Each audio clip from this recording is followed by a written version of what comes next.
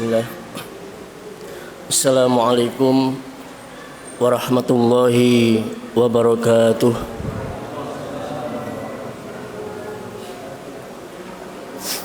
Innal hamdalillah nahmaduhu wa nasta'inuhu wa nastaghfiruh wa na'udzu billahi min syururi anfusina wa min sayyiati a'malina. May yahdihillahu fala mudilla lahu wa may yudlil fala hadiya lahu. Asyhadu an la ilaha illallah wahdahu la syarika lah wa asyhadu anna Muhammadan abduhu wa rasuluh. Allahumma shalli wa sallim ala sayyidina wa maulana Muhammadin sallallahu alaihi wasallam wa ala alihi wa ashabihi wa man tabi'ahum bi ihsanin ila yaumiddin. Qala Allah ta'ala fil Qur'anil Karim, ya ayyuhalladzina amanu taqullaha haqqa tuqatih wa la tamutunna illa wa antum muslimun.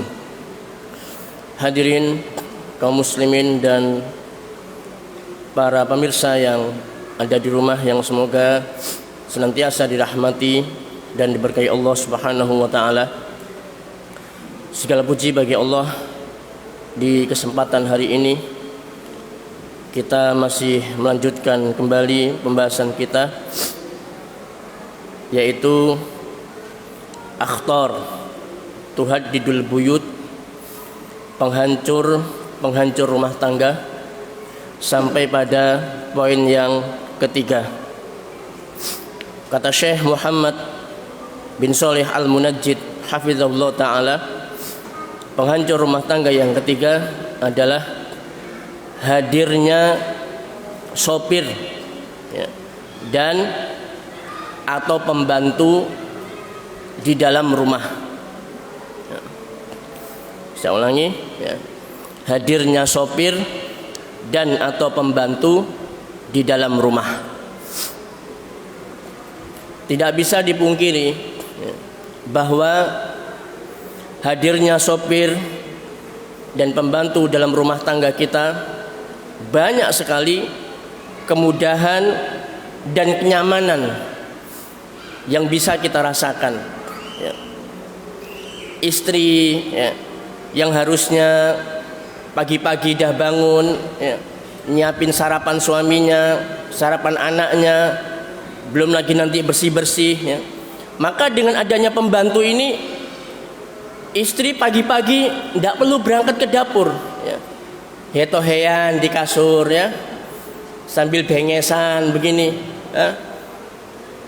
nanti siang juga begitu, dia macak dandan nyiapin untuk menyambut suaminya.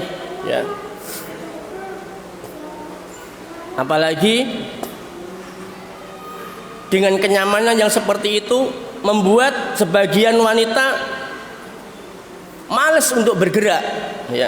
Akhirnya mereka kena PPKM. Pelan-pelan kamu melar.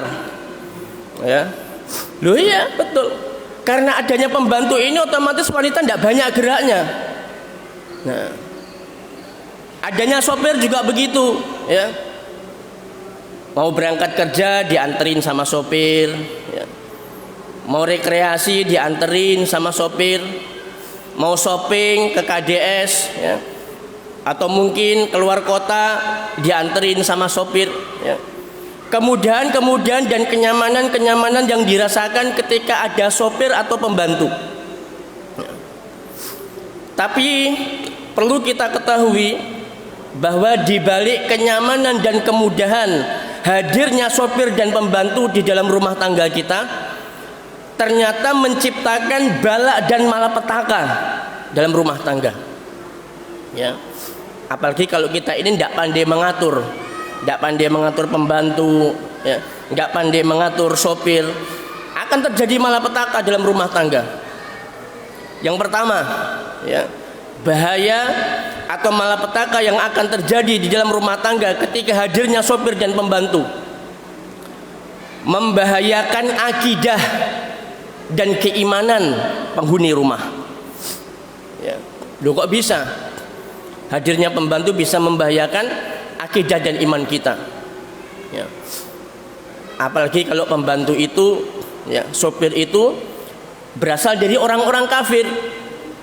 Seperti di beberapa negara Timur Tengah biasanya, ya, mereka biasa sekali mendatangkan sopir, ya, ataupun pembantu rumah tangga ke dalam rumah mereka, ya, dari Singapura, dari Filipina, ya, kemudian bahkan dari Indonesia. Termasuk orang-orang kafir, pembantu rumah tangga, sopir orang-orang kafir pun bisa datang kepada mereka, ya. Dan salah satu di antara misinya Vatikan, ya, salah satunya adalah menjadikan pembantu dan sopir itu sebagai misionaris, ya. Jadi mereka disusupkan ke dalam rumah tangga Muslim untuk memurtadkan penghuni rumah, disadari ataupun tidak, ya. Ini penghuni rumah nih sudah biasa akrab, ya, sama pembantu, hahaha hihihi sama pembantu, ya, ketawa ketiwi sama sopir. Ini akrab nih sudah, bukan lagi antara pembantu dengan majikan, bukan antara sopir dengan majikan, tapi sudah seperti teman, ya. Berhubung sudah seperti teman, ya, ya mulailah tuh masuk, ya, bibit-bibit pemurtatan, ya, dengan cara dikirimi sama dia, diperlihatkan, ya, tentang bahwasanya ini loh, bahwa Islam dan Kristen ini hampir-hampir mirip. Nah, ini bahaya. Apalagi yang jadi pembantu rumah tangga itu Kristen Ortodok, itu hampir mirip dengan Islam, tidak ada bedanya. Yang laki pakai kopiah kayak kita ini, pakai jubah, ya. Yang perempuannya pun juga pakai jilbab, dan tata cara ibadah mereka hampir sama dengan Islam. Ya, kalau antum punya pembantu rumah tangga Kristen Ortodok, gimana? Ya, kita punya sopir dari Kristen Ortodok, bagaimana rasanya? Ya, yang semula kita mengira mereka Islam, pembantu kita jilbaban, tapi dia ternyata Kristen. Sopir kita dia pakai kopiah, ternyata dia Kristen. Ya, nah inilah kemudian lambat laun bibit-bibit pemurtatan itu secara tidak kita sadari sudah masuk ke dalam penghuni rumah, ya. Maka hati-hati, ya, ketika kita mencari pembantu rumah tangga, mencari sopir, maka selektiflah, ya. Bahaya yang kedua,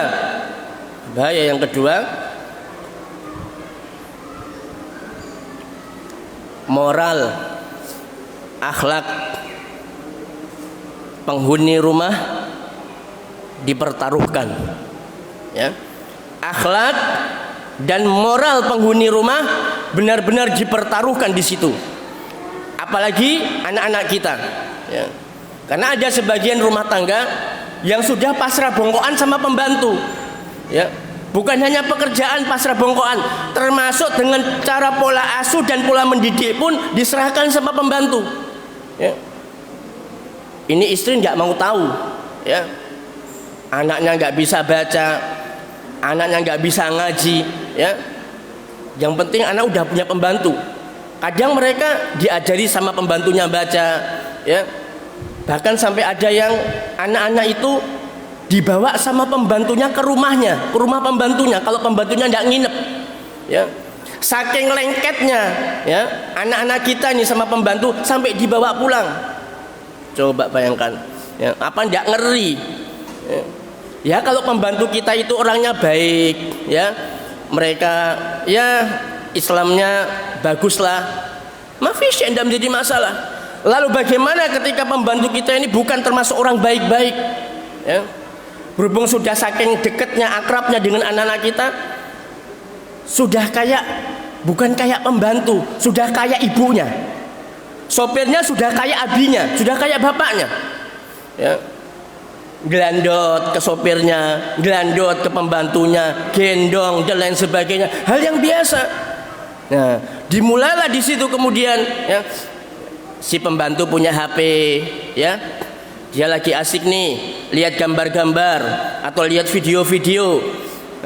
Anak kita ikut nimbrung, lihat gambar itu, lihat tayangan-tayangan yang tidak senonoh, ya.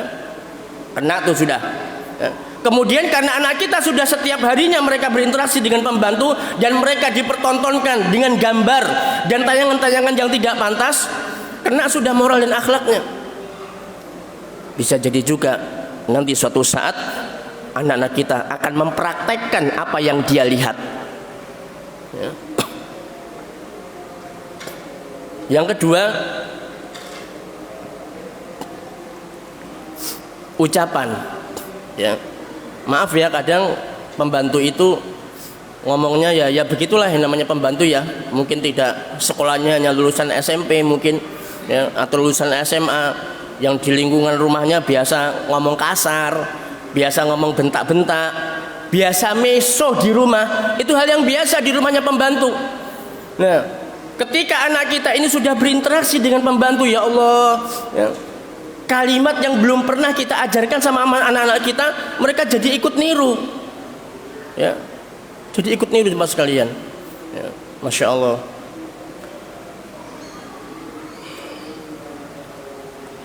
Kami punya santri ya, punya murid lah, dia memperagakan, maaf ya, memperagakan jarinya kepada temannya begini. Apa ini tandanya? Ya, jari tengah berdiri. Ya, anak pura-pura tidak tahu. Terus, Ustadz, ya, ini bilang begini. Ya, ya. Apa itu nak artinya? Ya, pura-pura tidak tahu. Itu loh Ustadz, gini tuh katanya ya. Ini kayak meso. Ya pura-pura tidak tahu. Kemudian ada lagi yang nimpali, itu loh Ustadz, kalau yang begini itu untuk laki-laki, terus kalau begini perempuan Ustadz. Coba bayangkan, anak seusia SD sudah bisa memperagakan jarinya kayak begini. Ini dari mana? Apa orang tua ngajari? Nah, kamu bisa begini. Mungkin tidak kira-kira orang tua ngajari begini? Tidak mungkin. Mungkinkah abinya ngajari sama anaknya, Dok, gini? Tidak mungkin ya. Lalu anak-anak yang usia SD, dari mana mereka mendapatkan yang seperti ini? Bisa memperagakan seperti ini? Dari mana? Coba bayangkan. Mungkin dari pembantunya bisa jadi, mungkin dari sopirnya bisa jadi, atau mungkin dari teman-teman pergaulannya ya. Ini jemaah sekalian, ini perkara yang tidak bisa kita anggap remeh. Hadirnya pembantu dan sopir dalam rumah tangga kita rusak semuanya ya. Benar-benar rusak. Kita yang sudah didik dia mulai dari kelas 1, mulai dari kecil ya, tentang adab islami, tentang tauhid, tentang sunnah, kemudian dikontaminasi dengan pergaulan terhadap tetangga dan sopirnya ya, dengan pembantunya. Allah ya Karim, musibah ini jamaah sekalian ya, musibah banget ya. Cuma ini belum kita sampaikan sama orang tuanya. Tapi hendaknya kita pun juga harus menyadari, bisa jadi hal itu akan terjadi sama anak kita ya. Mungkin dengan bukan cara peragaan, mungkin dengan cara mulut ya. Ngomongnya bentak-bentak, kasar ya. Kemudian meso dan lain sebagainya yang mungkin kita nggak dengar ya. Itu bisa jadi dikonsumsi dari pembantu dan sopirnya ya. Jadi pendidikan moral dan akhlak anak-anak kita benar-benar sangat dipertaruhkan dengan hadirnya pembantu dan sopir dalam rumah tangga kita ya. Ini banyak sekali kejadian seperti ini. Yang ketiga, bahaya yang akan terjadi dalam rumah tangga kita, tidak sedikit ya terjadi perzinahan antara majikan dengan pembantu, antara sopir dengan majikan. Bukan satu dua, banyak yang seperti ini ya. Apalagi kalau maaf pembantunya itu modelnya model inem ya. Tahu inem ya? Ya, enggak tahu inem ya. Dulu di tahun 90-an ya, ada sebuah sinetron di TV, judulnya Inem Pelayan Seksi. Antum kalau menangi tahun 90-an ke atas sinetron itu Inem Pelayan Seksi, antum akan bisa tahu. Karena masih sekolah waktu itu ya. Bayangkan antum punya pembantu masih muda, kinyis-kinyis modelnya kayak inem, montok. Ya, kira-kira nih, ya, antum sebagai seorang laki-laki normal, lihat pembantu kayak begitu, ngelek itu enggak? Ngelek itu, Pak. Ya, nek normal ya, kita bicara normal ya, antum akan menelan ludah. Ya. Apalagi pembantu itu jor-joran ya, enggak pakai jilbab ya di dalam rumah, bengesan dan lain sebagainya, mancing. Oh, sudah jadi. Pasti jadi. Banyak yang seperti ini. Majikan zina sama pembantu ketika istrinya nggak ada di rumah, ya ini suaminya ya pura-pura ya pulang pagi ngambil apa kayak di rumah, nah, istrinya nggak ada di rumah, maka terjadilah apa yang terjadi. Nah, demikian pula sebaliknya, sopir bisa berzina dengan majikannya. Loh, ya. Oh nggak mungkin Ustaz, sopir saya jelek kok, welek, wireng, wandek, rambutnya keriting, wantutan Ustaz. Ya. Mungkin tidak kira-kira majikannya ini senang sama sopirnya? Mungkin ibu-ibu mengatakan tidak mungkin. Ya, saya tidak cinta Ustaz, tidak suka. Loh, ya. Jangan bilang antum tidak mungkin. Antum setiap hari ketemu sama sopir, ya, dianterin belanja, dianterin arisan, dianterin kerja, nganterin anak sekolah, antar jemput dan lain sebagainya, mulai asik. Ya, akrab nih ngobrol sama sopir, ya mulai akrab nih. Oh kok enak ya sopir saya ini diajak ngomong, nyambung. Kemudian wanita terasa nyaman hatinya ketika dia dekat dengan sopirnya. Bayangkan. Sedangkan suaminya, maaf ya, istrinya cerita dikit, iya, enggak, itu suaminya. Tapi kalau sama sopirnya, dia bukan jawab iya, enggak, bukan. Ya. Tapi nyambung. Sopir ini ketika diajak ngomong sama istri majikannya, nyambung terus.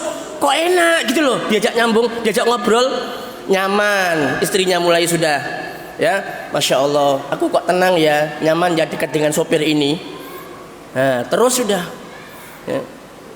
Ada sebuah kisah mungkin antum sudah dengar. Ya. Ada seorang suami, ya dibilang wajahnya ini ya lumayan lah, meskipun nggak ganteng-ganteng amat, duitnya banyak, ya bukan kayak kita, ya sekarang ada besok nggak ada, ya ini duitnya benar-benar banyak, karena memang seorang kepala daerah. Kira-kira kepala daerah ini miskin apa duitnya banyak? Duitnya banyak, ya. Apa yang terjadi? Ya, mungkin karena sang suami ini ya sering meeting, sering rapat keluar kota, menghadiri, datang ke Jakarta dan lain sebagainya.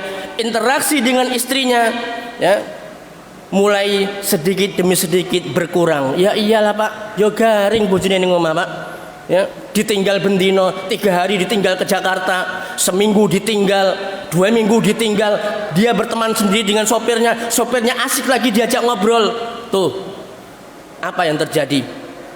Ya, ternyata istrinya lebih memilih sopirnya, yang wajahnya dengan suaminya pun juga masih ganteng suaminya. Dari sisi uang pun masih banyak suaminya. Tuh. Dari sisi jabatan dan pangkat pun lebih mentereng suaminya. Tapi mengapa istrinya lebih condong dan lebih memilih selingkuh dengan sopirnya daripada dia tetap bertahan dengan suaminya? Tuh. Itu baru satu, Bapak Ibu sekalian. Baru satu ya. Masih banyak yang seperti ini ceritanya di masyarakat. Ya. Antum jangan kepedean. Oh, enggak mungkin Ustadz istri ana. Oh, enggak mungkin Ustadz istri ana paham kok dengan masalah agama. Jangan. Ya, ini masalah hati nggak bisa, jamaah sekalian. Masalah hati nggak bisa. Hatta dia setakwa apapun, setinggi apapun imannya, kalau sudah masalah hati nggak bisa. Ya, dia akan condong kepada orang yang merasa tenang dan nyaman hatinya ketika dekat dengan orang itu. Ya, ini nggak bisa. Ya, dianggap sebuah permasalahan yang remeh masalah ini. Ya. Jadi hadirnya sopir, ya, dan pembantu dalam rumah tangga, ya, kalau tanpa kita atur dengan cara yang baik, bisa memporak-porandakan rumah tangga kita, tidak bisa bertahan sampai selesai. Nah, Kemudian bahaya yang keempat, ya, bahaya yang keempat, harta benda kita akan dikuras. Tuh, ya, harta benda kita akan dikuras oleh pembantu atau mungkin sopir. Kejadian enggak yang seperti ini? Hah? Kejadian kan? Ya, majikan pergi keluar kota, ya, dia sedang bekerja, ini diambil kesempatan sama pembantu, ya, dikuras semua uangnya, harta bendanya dan lain sebagainya, diambil, dibawa pulang sama pembantu. Nah, ini, ya, bahaya dan malapetaka terjadi, dan itu bukan satu ataupun dua kasus yang seperti ini. Nah, jemaah sekalian yang semoga dirahmati dan diberkahi Allah Subhanahu wa taala, maka untuk itu, ya, untuk itulah kita sebagai kepala rumah tangga, ketika antum punya kemampuan, ya, untuk mengambil pembantu atau untuk mengambil sopir dalam rangka untuk meringankan pekerjaan rumah tangga, tidak menjadi masalah, ya. Itu boleh-boleh saja. Tapi yang perlu kita ingat bahwa pembantu kita itu adalah orang lain bagi kita. Maka tentunya harus ada batasan-batasan yang perlu kita perkenalkan kepada mereka, ya. Antum jangan asal ambil pembantu aja, ya. Kalau bisa tetapkan kriteria seorang muslimah berjilbab. Tuh, ya. Kalau tidak mau berjilbab, tidak usah dijadikan pembantu, ya. Kemudian kamarnya, ya, ini tentang tata cara pergaulan dalam rumah tangga, ya. Kamarnya diatur sedemikian rupa agar dia tidak bisa melihat kamar kita dan kamar kita tidak bisa melihat kamarnya pembantu, ya. Itu harus diatur sedemikian rupa, ya. Kalau bisa itu pintu dikunci di saat kita tidur siang, ya, di saat kita tidur malam. Pembantu juga demikian, perintahkan kepadanya ketika dia masuk ke kamarnya untuk dikunci, ya. Kemudian yang ketiga, ya,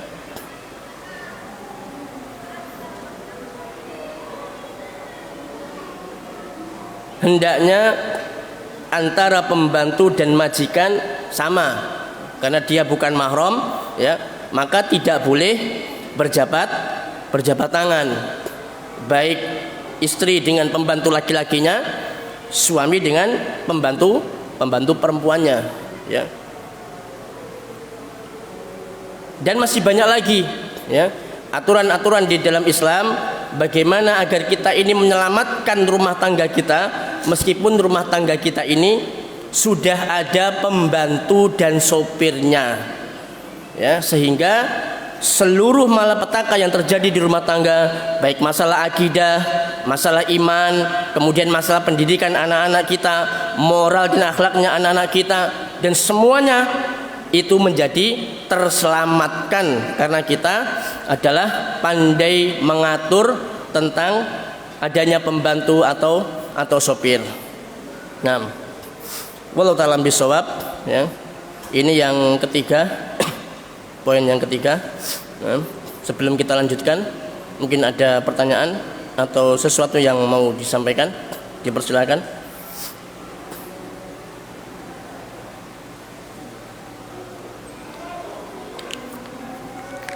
Kita lanjutkan pada nomor yang keempat, ya, nomor yang keempat, yaitu jauhkan rumah kita dari banci.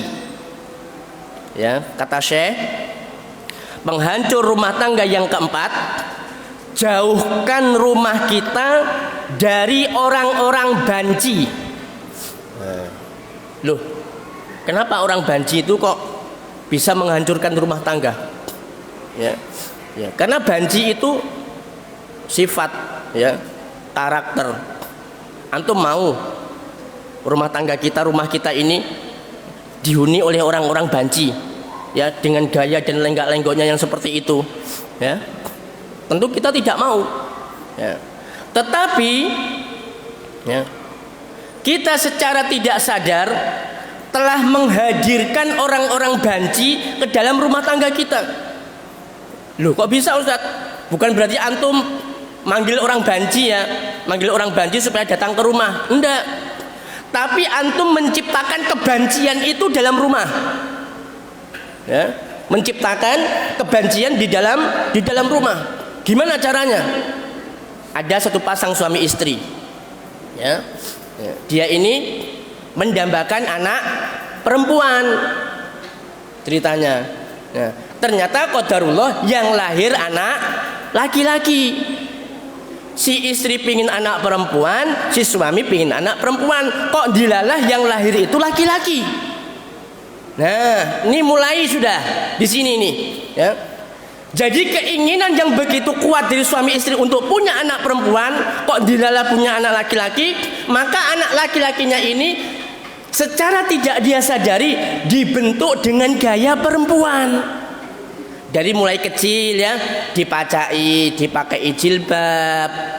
Tuh, kok lucu ya? Laki tapi dipakai jilbab. Tuh. Terus kemudian ya, dipakai rok.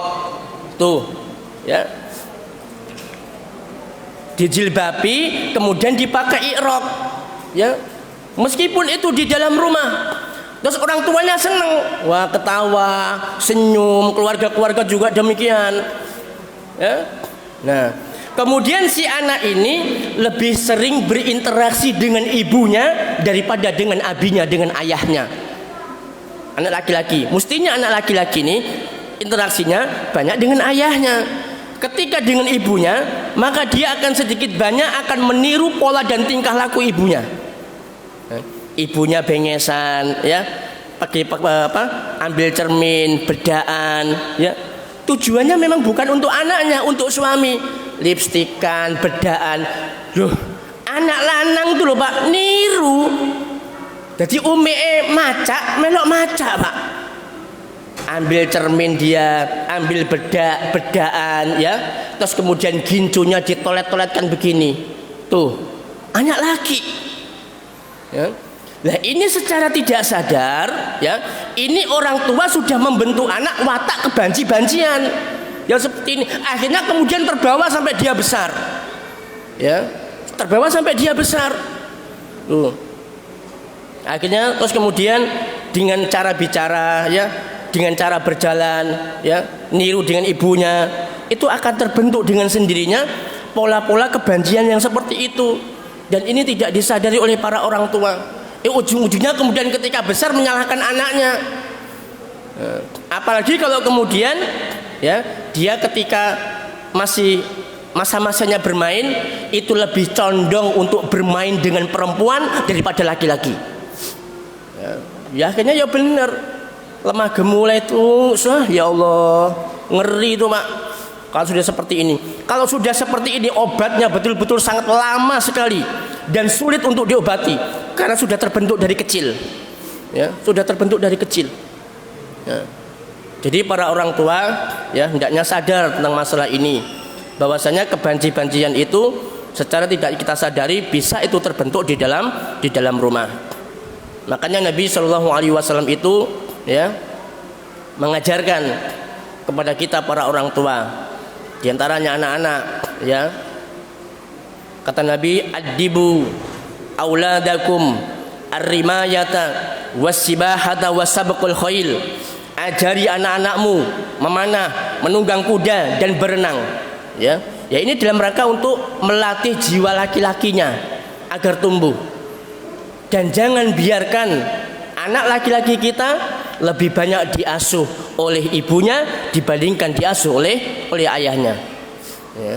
Ya kalau masih ASI ya bolehlah ya kalau masih ASI karena tidak mungkin. Tapi kalau ketika dia sudah disapih, ya, maka harus lebih sering dibawa sama ayahnya, bawa ke masjid, ya, bawa sepedaan, bawa kemana, ajari dia lompat, lari dan lain sebagainya. Itu anak laki-laki, ya. Itu mestinya begitu, ya. Maka jamaah sekalian, Nabi Shallallahu Alaihi Wasallam telah memberikan ancaman kepada kita semuanya, la'anallahul mutasyabbihina minan nisa, ya. wal mutasyabbihati minar rijal. Allah melaknat seorang laki-laki yang menyerupai wanita dan wanita yang menyerupai laki-laki. Ya. Ini harusnya sudah jelas ini ancaman dari Nabi untuk kita semuanya. Ya. Bahwa Allah Subhanahu wa taala benar-benar melaknat seorang laki-laki yang menyerupai wanita. Ya.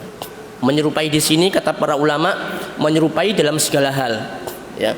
Ya mulai dari cara bicaranya, ya, kemudian cara berjalannya, cara pakaiannya, ya, itu juga ikut dilaknat. Ya.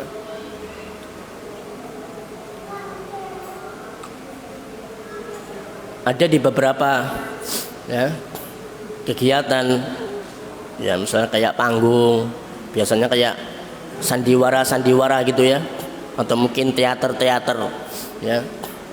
Ada laki-laki disuruh macak perempuan, ya, karena untuk memenuhi keinginan sutradara. Ya. Maka yang seperti ini termasuk daripada ancaman dari Nabi. Allah melaknat seorang laki-laki yang menyerupai wanita. Nah, banyak kan ini di TV. Nah, ini juga hati-hati ini, ayah ibu, ya. Anak-anak jangan dipertontonkan dengan acara-acara yang di situ menunjukkan laki-laki macak wedok macak lanang. Ya. Sering kan kayak gitu. Apa tuh? Acara apa ya? Sule itu biasanya. Ya. Acara apa tuh Sule itu? Ya. Sule macak wedok. Ya. Kalau dulu zamannya Sri Mulat ada tesi. Ya. Nah, konsumsi yang seperti itu ya akan bisa mempengaruhi pola pikir anak-anak kita ya. Secara tidak langsung tayangan-tayangan seperti itu. Nah, maka dari itu ya, maka sedapat mungkin jauhkan benar-benar rumah tangga kita ini dari hal-hal, dari tontonan-tontonan yang bisa membentuk pola kebiasaan anak-anak kita yang semula laki-laki kemudian jadi perempuan, atau yang perempuan kemudian jadi laki-laki. Ya. Apa tidak mungkin seorang ikhwan bisa jadi perempuan? Sudah hijrah, sudah ngaji? Ya. Bisa. Ya. Na'udzubillah min dzalik. Ya, na'udzubillah. Ya. Kenapa ada seorang ikhwan, ya, masya Allah ya, benar-benar kasihan saya sama prihatin. Ada seorang ikhwan nih, ya, dia itu penyuka sesama jenis, sesama laki-laki. Padahal dia sudah ikhwan, sudah ngaji, sudah hijrah, tapi kok bisa bibit-bibit cinta dan sayang kepada sesama jenis itu ada muncul. Ya, ternyata ya salah satu di antara terapinya adalah dengan cara diruqyah. Ya, salah satu di antara terapinya dengan cara diruqyah. Maka kemudian si ikhwan ini dia cerita, kenapa dia bisa seperti itu ketika ditanya sama peruqyah, "Lu antum kok bisa? Antum kan sudah hijrah, antum sudah mengenal sunnah. Kenapa bisa seperti ini?" Iya Ustadz, dia cerita masa lalunya. Ya. Di mana dia itu di masa lalunya, ya, dia itu warak gepuk sama ayahnya. Ini anak laki-laki ini. Dari sejak kecil itu warak gepuk, tempeling, tendang, kayu cedier, ya, itu warak anak ini. Ya, sampai kemudian dia itu mendapatkan kenyamanan ketika dekat dengan seorang wanita. Ya, masya Allah. Ya, kebetulan waktu itu dia dia ketemu dengan temannya, ya, wanita, kemudian kok enak gitu ya, dia diajak ngomong, terus ada tempat curhat, ada tempat perhatian sama wanita ini, ya. Akhirnya wanita ini membuat, ya, si ikhwan ini membentuk karakternya yang laki-laki jadi perempuan. Masya Allah, coba Pak kayak begini, ya. Ini hanya satu kasus ya. Jadi seorang anak laki-laki ketika dia mulai masih anak-anak tuh warak gepuk sama ayahnya. Maka ayahnya tuh hati-hati ya. Ya meskipun memukul itu salah satu di antara cara pendidikan dalam Islam, tapi ya nggak begitu amat, gitu ya. Ditempeling, digepui, dihajar, sampai kemudian anaknya itu mencari curhatan kepada perempuan, ya, atau mungkin curhatan kepada lelaki dan kemudian dia merasa nyaman dengan lelaki itu. Ya. Kemudian akhirnya ya sudah, setelah diruqyah, ya, alhamdulillah sembuh dengan izin Allah Subhanahu Wa Taala, ya, dan dia kembali lagi. Kemudian saya bilang, antum, ya, ketika dekat dengan seorang laki-laki timbul rasa cinta dan sayang, maka antum pergi, ya.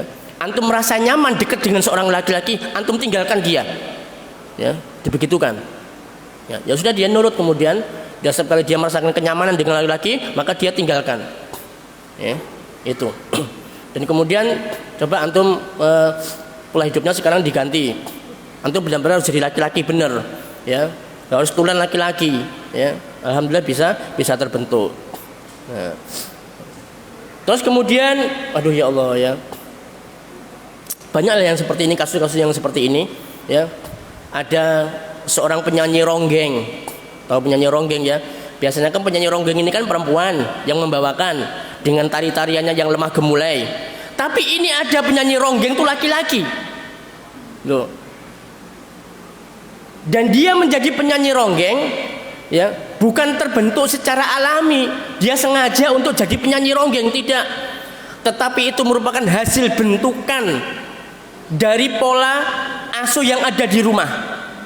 Ya, konon ceritanya ini dia ditinggal wafat sama ibunya, ya, kemudian dia diasuh sama ayahnya, ya, kemudian dia mencari penghidupan sendiri dan lain sebagainya, ya, sampai suatu ketika dia ketemu dengan seorang pelatih penyanyi ronggeng laki-laki, ya. Di situ dipaksa dia dilatih untuk jadi penyanyi ronggeng, ya, sampai kemudian dia dewasa, dia pun akhirnya jadi penyanyi ronggeng dan dia tidak menikah sampai sekarang, ya. Itu kisahnya difilmkan, itu penyanyi ronggeng itu laki-laki, ya, dari Banyuwangi.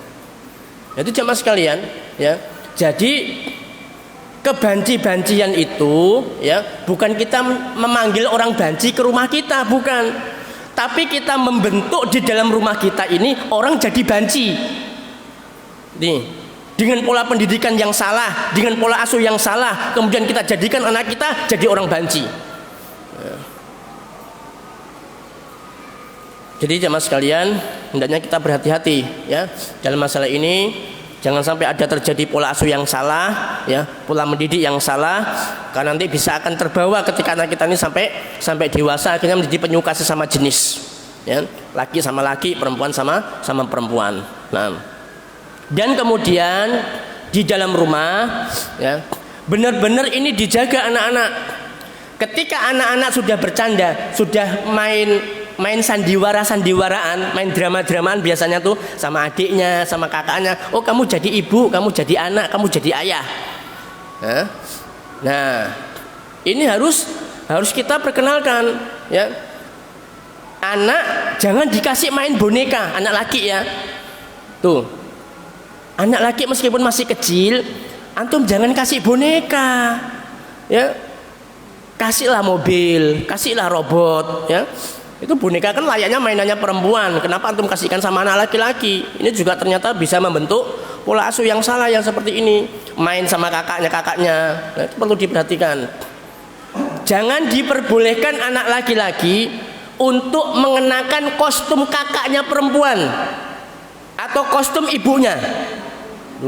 Ya, mungkin maksudnya bercanda. Maaf ya. HB-nya ibunya dipakai sama anak lakinya. Guyu sak keluarga, Pak, ngakak semua, cekak, ya. Tapi itu berbahaya. Wong HB kok dipakai anak laki-laki, ya, maksudnya bercanda. Nah, itu kita harus benar-benar selektif, ya, dalam masalah ini. Meskipun itu nadanya bercanda, itu bermain, tapi hendaknya dipisahkan. Ini mainan untuk perempuan, ini mainan untuk laki-laki.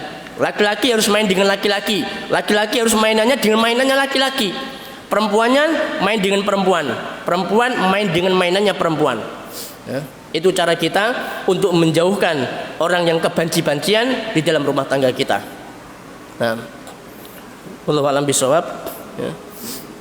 Sambil menunggu waktu Isya, ini ada beberapa pertanyaan yang masuk.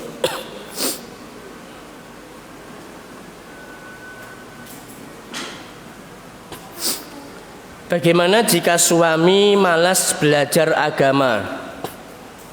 Sholat tetap 5 waktu dikerjakan, namun kalau ngaji dan ikut kajian rada malas, dan bisa dibilang suami tersebut hanya sedikit tahunya tentang agama. Sebagai istri kadang capek rasanya. Apa boleh meminta pisah jika begitu, Ustadz? Pak, nih dengarkan. Ini ada seorang ibu yang curhat nih, mau minta pisah nih, ya, dengan alasan suami malas belajar agama. Gini ibu, ya,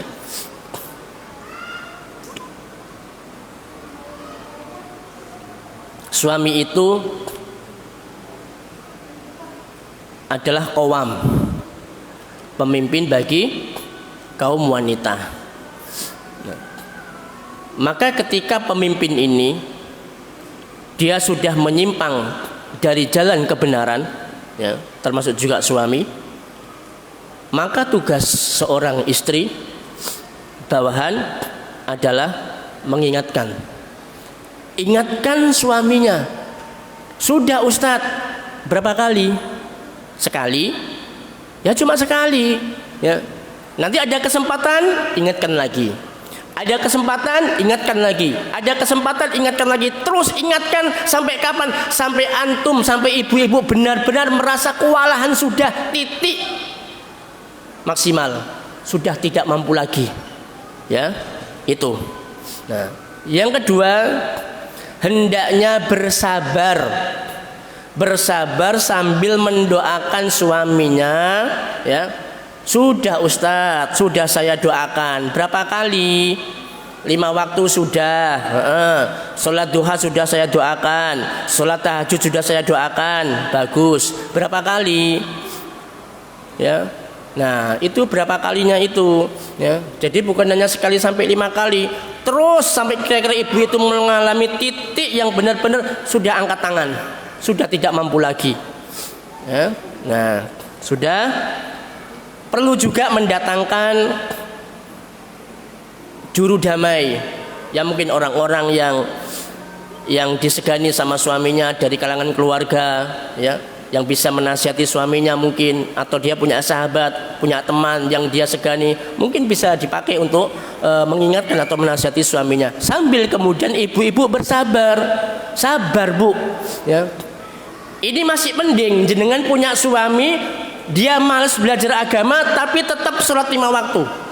Nih, ada lagi suami yang benar-benar masya Allah, ya, sudah belajar agama, ya sudah, ya, sholat 5 waktu tidak pernah, bendino mendem, main judi, pulang jam 12 malam, begitu pulang buka pintu dibanting pintunya jedier, pulang kemudian anaknya dipukuli, ya, istrinya ditempilingi. Tuh, ada enggak suami yang kayak begitu? Banyak suami yang kayak begitu, ya. Tapi ada sebagian ibu-ibu yang ketika menghadapi yang suami seperti ini, mereka bersabar. Enggak minta cerai, enggak, tapi mereka bersabar. Sampai Allah Subhanahu wa taala, ya, tunjukkan hidayahnya kepada suaminya, dia benar-benar menjadi seorang muslim yang kafah karena kesabaran istrinya. Ya. Nah, ini cuma suaminya malas belajar agama, ya janganlah. Mending ibu-ibu bersabar, kemudian doakan suaminya, mudah-mudahan dia diberikan kemudian untuk mempelajari agama. Dan mempelajari agama tidak harus datang ke kajian, ya mungkin bisa lewat YouTube, mungkin bisa lewat majalah, mungkin bisa lewat buku-buku terjemahan dan lain sebagainya. Ya, ini wallahu alam. Jadi jawaban ana, bersabar dan doakan suaminya, jangan minta cerai. Tolong nih, ya, usahakan pertahankan rumah tangga benar-benar sampai pada titik ibu tidak mampu. Nah, kalau sudah ibu tidak mampu, baru kemudian boleh, kalau sampai membahayakan agama ibu-ibu, membahayakan agamanya anak-anaknya, maka boleh, ya, meminta khulu kepada suaminya. Itu jalan yang benar-benar terakhir. Ya, wallahu alam. Mau azan apa? Enggak. Monggo azan dulu.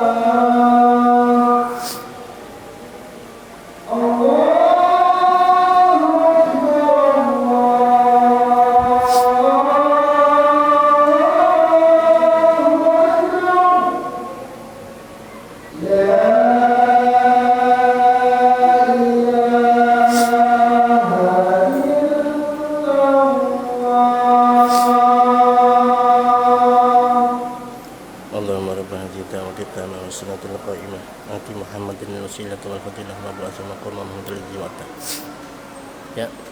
Ini ada satu pertanyaan yang Masya Allah seringkali dialami oleh suami istri. Ya.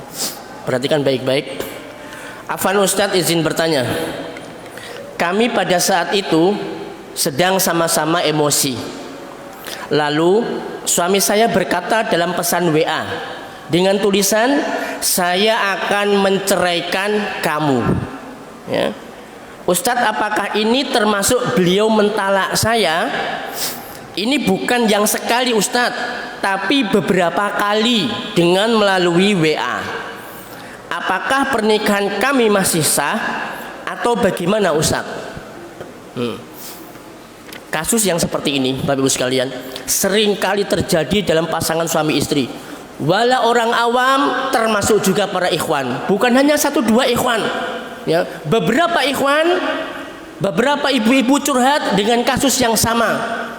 Suaminya dengan begitu mudahnya mengeluarkan kata-kata talak, baik secara langsung ataupun tidak langsung, ya, baik dalam keadaan emosi ataupun dalam keadaan sadar. Padahal teman-teman sekalian, Nabi SAW ingatkan para suami, salasun jidduhunna jiddun wasluhunna jiddun. Ada 3 perkara yang sungguh-sungguhnya adalah sungguh, bercandanya adalah sungguh. Ya, perhatikan ya. Ada 3 perkara kata Nabi yang sungguh-sungguhnya adalah sungguh, bercandanya adalah sungguh. An-nikahu, pernikahan. wat tolaku talak, war roja'atu rujuk. Ya. Ini 3 perkara yang antum jangan pernah bermain-main dengan ini. Ya. Dan sering kali terjadi di rumah tangga, suami ini sering bermain-main dengan kata-kata talak. Mangkal titik emosi tak oleh nongkon nang omahmu. Ya, mangkal titik emosi jangring kesik lambine tak terno nang omahmu. Ya, itu sering kali seperti itu. Ya. Nah, kalau sudah yang terjadi demikian itu, ya gimana ini istri mensikapinya? Nah, kalau suami itu dia hanya mengatakan begini, baik secara lisan maupun secara WA, dia mengatakan begini, kalau kamu nggak bisa diatur, nggak nurut sama aku, dah sampai di sini saja pernikahan kita. Atau kamu tak pulangkan, pulang saja kamu ke rumah orang tuamu, dan kata-kata yang serupa. Kalau suami mengucapkan yang seperti ini, maka tanyakan kepada suaminya, Mas, sampean iki kate nala aku tah? Ya. Karena kalimat ini adalah kalimat talak tidak langsung. Niatnya tergantung suaminya. Suaminya ngomong yang kayak begitu niatnya apa? Mau menceraikan suaminya, menceraikan istrinya, apa hanya sekedar nitip? Kon mulio ning wong tuamu, nitip sak wulan engko tak jemput, mungkin begitu. Ya, tanyakan, Mas sampean ngomong ngono iku katene nalak aku ta? Kalau dia bilang iya, maka sudah jatuh talak 1. Ya. Meskipun kata-kata itu hanya tertulis lewat WA. Ya, tanyakan lewat WA, Mas sampean ngomong ngono iku katene nalak aku ta? Iya pancen. Jatuh talak 1. Ya. Apalagi kalau kemudian suaminya ngomong yang seperti ini, saya akan menceraikan kamu. Tuh, meskipun lewat WA. Karena kata Nabi, al-kitabatu bimanzilatil maqalah. Tulisan itu kedudukannya sama dengan perkataan. Ya, cuma hanya dituangkan lewat tulisan. Maka ketika suami sudah mengatakan saya akan menceraikan kamu meskipun lewat WA, maka sudah jatuh talak 1. Karena ini talak langsung, bukan talak tidak langsung. Paham? Ya, jadi suami hati-hati ya. Emosi-emosinya suami Pak ditahan, diempet ini Pak. Nih, diempet jangan sampai mengeluarkan kata-kata talak. Nyesel jenengan. Lo bener. Jenengan belum pernah merasakan bagaimana tidak punya istri. Udah pernah merasakan tidak punya istri? Wah, ya Allah. Ya. Lo betul Pak. Coba wis Bu, tinggalin sak minggu ae. Pulang ke rumah orang tuanya seminggu. Mas aku tak neng omah ibu ya, sak minggu aja nginep. Coba wis. Ya. Wow, tersiksa suaminya. Ya, masak gak ono sing masakno. Ya. Yang harusnya kita curhat ngobrol sama istri ya, ngomong masalah pendidikan anak, ngomong masalah tetek bengek dan sebagainya. Ini enggak. Dewean Pak ngertenger mlebu ning omah gak ono sapa-sapa, cuma anak-anak tok. Kadang anak-anak dibawa sama istri, ya. Tidur juga begitu yang harusnya, aduh ya Allah. Lu inggih Pak, betul. Itu baru seminggu ya, nanti bisa kita jemput lagi. Apalagi ini sudah sampai cerai, selamanya kita tidak ditemani sama istri. Nelongso Pak. Lu betul ini. Jangan belum pernah merasakan bagaimana rasanya tidak punya istri dan tidak punya suami. Tersiksa. Nah, maka yang sudah punya suami ini pertahankan nih suaminya. Yang masih punya istri, pertahankan istrinya. Jangan sampai diceraikan. Ojo Pak. Ya, jangan. Nah, terus kita sambung lagi. Kalau sudah seperti ini gimana? Sudah jatuh talak 1. Sudah berkali-kali Ustadz. Waduh, kalau sudah berkali-kali ini sudah jatuh talak 3. Maka sudah tidak boleh lagi suami dan istri ini kumpul. Lah terus caranya rujuk gimana Ustadz? Saya masih cintai sama istri saya. Masih cinta enggak kira-kira sama istrinya? Masih cinta Ustadz, saya masih sayang. Oke. Kata para ulama, rujuk itu ada 2. Rujuk secara tidak langsung dan rujuk secara langsung. Rujuk secara langsung, secara tidak langsung, jenengan delok bojone turu Pak, ning kasur melungker. Kok ndilalah daster iki nyingkap. Lah terus jenengan, waduh, ser langsung gitu ya. Nah, didatangi istrinya, ya, disuk-kusuk dan sebagainya, terjadilah apa yang terjadi. Maka di saat itu suami istri sudah rujuk, asalkan masa idahnya belum selesai. Berapa masa idahnya? 3 kali haid. kok entuk 2 wulan yo aku iki mentalak istriku. Nah, makanya istri itu ketika ditalak sama suaminya jangan pulang. Nah, ini kebanyakan istri ini kalau ketika sudah ditalak pulang ke rumah orang tuanya, ini keliru. Ya, ketika sudah ditalak sama suaminya tetap tinggal di rumah suaminya bersama anak-anak selama 3 kali haid. Dinteni Bu, coba tak enteni, kuat ndak kira-kira bojoku? Ya, lu enggak 3 kali haid, ya, dinteni Bu, ya. Terus gimana Ustadz? Ya tetap melayani suaminya, dimasakkan, ya, buatkan kopi, buatkan teh, nyiapin baju kerjanya, sama kayak suami istri, ya. Nah, disitulah hikmahnya kenapa masa iddah itu tetap tinggal bersama suaminya, harapannya supaya suami itu tumbuh cinta dan sayang lagi, akhirnya merujuk. Nah, kalau masa iddahnya sudah selesai, kemudian suami tidak merujuknya, baik langsung maupun tidak langsung. Kalau langsung itu begini, Dek, kamu saya rujuk ya. Nah, itu langsung sudah terang-terangan. Nah, ketika masa iddah ini sudah selesai, suami belum merujuk, maka pisah sudah, suami dengan istrinya sudah pisah rumah. Nah, Ustadz, gimana kalau suami mau rujuk lagi? Harus ada akad nikah baru. Jadi lamaran manek, rabi manek, akad nikah baru itu hanya berlaku untuk talak 1 dan talak 2. Diinget-inget nih, ya, cuma talak 1 dan talak 2 saja yang bisa rujuk untuk nikah lagi, dan bisa rujuk dengan cara tidak langsung, bisa. Tapi kalau sudah berkali-kali yang kayak seperti ini kasusnya, maka dia harus berpisah selama-lamanya. Tidak boleh rujuk kecuali istrinya sudah nikah dengan seorang laki-laki, kemudian diceraikan oleh suaminya yang baru kemudian bisa rujuk dengan akad nikah yang baru.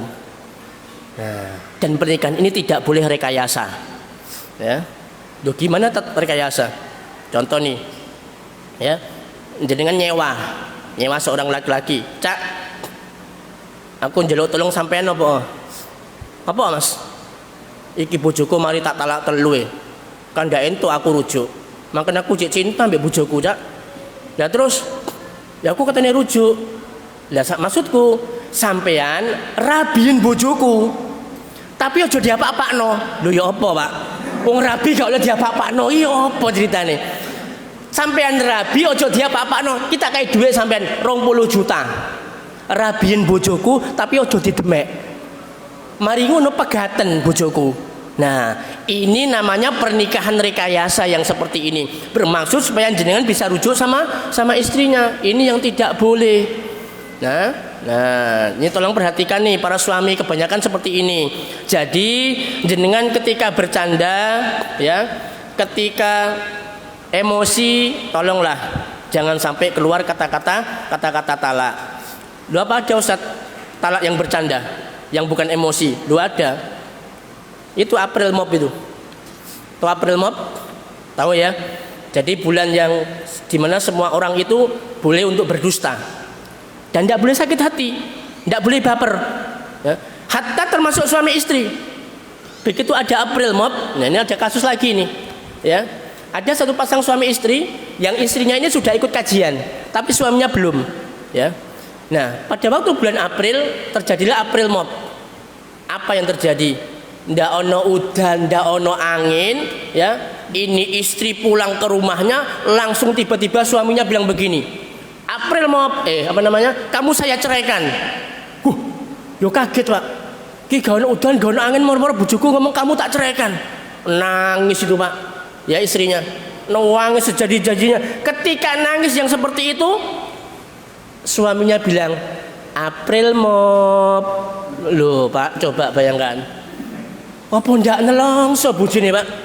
Iki cerai digawe guyonan, April Mop kata begitu. Akhirnya ditanyakanlah kepada seorang ustadz. Nah, kemudian sang ustadz ini pun memberikan pengarahan bahwa itu sudah jatuh talak 1 kepada istrinya. Nangis nyesel Pak bojone sing lanang iki, Pak. Ya. Nah, itulah, ya. Jadi suami tolonglah ya, jangan pernah bermain-main ya dengan kata-kata talak, bersabar dengan sikap istrinya, ya. Bersabar, doakan istrinya jadi istri yang soleha. Ojo dipegat, nggih, nyesel sampean kok. Tidak percaya buktikan, ya. Loh betul itu. Ndak kira Ustaz, aku tening golek maneh, nyoba wis nek nemu, ya. Nek gelem mbek sampean. Ya. Nah, subhanakallahumma wa bihamdika asyhadu an la ilaha illa anta astaghfiruka wa atubu ilaik. Wassalamualaikum warahmatullahi wabarakatuh.